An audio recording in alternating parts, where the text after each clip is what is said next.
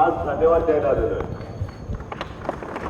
नवनिर्वाचित महापौर उपमहापौर आपल्या सोबत आहेतच. सलग 5 आपण मुंबई जिंकलेलो आहोत. पण यावेळेचा विजय हा गेल्या 4 वेळेच्या विजयापेक्षा नक्कीच कितीतरी पटीने आनंद देणारा असा विजय.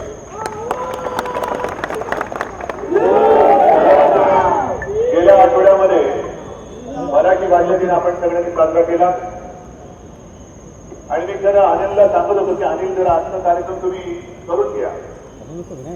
अनिल म्हणाल नाही तुम्हाला यायलाच पाहिजे. आणि मी विचार केला की स्थानीय लोकाधिकार समिती हा एक शिवसेनेचा पाठबळ आहे. आणि शिवसैनिक म्हटल्यानंतर शिवसैनिक तो आणखी काही वेगळं सांगण्याची गरज नाही. पण स्थानीय लोकाधिकार समितीने हा जो काही विभाग आहे, पोर्ट विभाग आणि थोडा सगळा उच्च शिक्षण उच्चभ्रू असं सगळे आस्थापना व्यवस्थापना वगैरे काय काय म्हणतात तुम्ही, तिथे मराठी माणसाचा शिरकाव होणं ही काही सहज साधी गोष्ट नव्हती. आणि म्हणून मी मुद्दामून एवढ्यासाठी आलो की मला अभिमान आहे लोकाधिकार समितीचा की तुम्ही केवळ मराठी माणसाचा शिरकाव तिथे करून घेतला नाही, तर मराठी माणसाचा शिकवणा मी म्हणेन या विभागात या क्षेत्रामध्ये मराठी आवाज मराठी कथा तुम्ही उठवलात आणि तुम्ही तो शिकवलेला आहात. गेले 40-43 वर्ष शिवराय संचलन नक्की नो 43 वर्ष मी नक्की नो का म्हटलं की शिवरायाचे आशीर्वाद मागणारी अवलाद आपली नाही.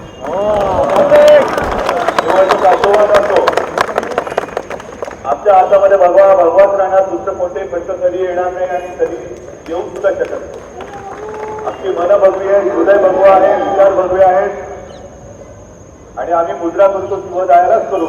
दुसरा कोणासमोर आम्ही झुकणार नाही, वागणार नाही. हा असा शिवसेना.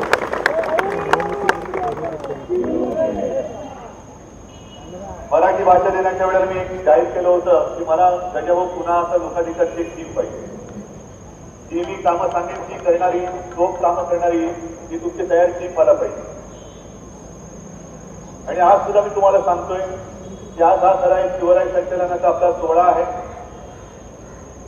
गेले 1-2 महिने आपण सतत निवडणुकीची निवडणूक आणि त्या निवडणुकीच्या कामामध्ये सगळेच जण व्यस्त होतो. मी म्हटलं जर आता एक 4-5 दिवस सगळ्यांनी छान मराठीमध्ये म्हणतात ना एन्जॉय करा. होळी धुळवट झालेली आहे, धुळवट झाली निवडणुकीमध्ये, एकमेकांची सगळ्यांना फेकाफेकी करायची ते करून झाले. रंगपंचमीमध्ये सुद्धा मी तेच सांगतो की रंग कोणताही उधळला तरी उजळून निघणार तो भगवान. तर अशी होळी, अशी रंगपंचमी, अशी धुळवट ही थोडी साजरी करा.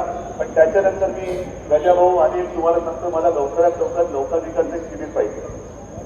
मला शिबिर पाहिजे तिकडे मी येऊन बोलणार आणि नंतर मला लोकाधिकारची खास माणसं पाहिजे की जी काम मी सांगेन ती बिनबोबाट करतील.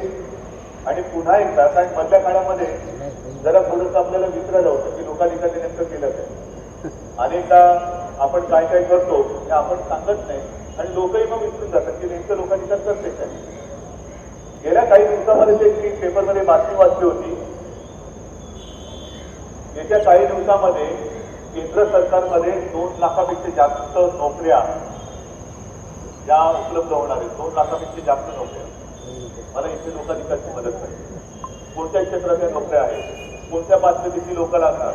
मग जसं आपण बँकिंगच्या वेळेला त्या तिथे प्रशिक्षण घेतो, रेल्वेच्या बाबतीत प्रशिक्षण घेतो, तसं तुमची आपली टीम आहे ती मागे लागली पाहिजे की बाबा हे नेमक्या कुठे नोकऱ्या उपलब्ध होणार आहेत, काय पात्रतेची मुलं मुली पाहिजेत, मग त्यांचं प्रशिक्षण कसं दिलं गेलं पाहिजे. या सगळ्या गोष्टी करण्यासाठी सुद्धा मला लोकाधिकार दिलं. आणि मला खात्री की एखादं काम लोकाधिकारावरती सोपवलं म्हणजे ते यशस्वी झाल्याचंच ते सांगायला येतात. कधी पण आठवण काम करावे. आणि अशी ही लोकाधिकार समिती आज शिवसेना प्रमुखांना सुद्धा अभिमान वाटत असेल की ही भव्य परंपरा तुम्ही चालू ठेवलेली आहात. त्या भव्य परंपरेला मानाचा मुद्रा करत इथे आलेला आहे. तुम्हाला सगळ्यांना शुभेच्छा द्यायला आलेला आहे. आणि आज तर फक्त 43च वर्ष झालेली आहेत. आणखीन अनेक पुढची 30 वर्ष हा संपूर्ण परिसर मग मुंबई असेल, महाराष्ट्र असेल आणि संपूर्ण देश असेल तिथे आपला हा भगवान ठसा, मराठीचा ठसा, लोकाधिकार अधिकाधिक घडत करत जाईल ही खात्री बाळगून मी आपली रजा घेतो. जय हिंद, जय महाराष्ट्र.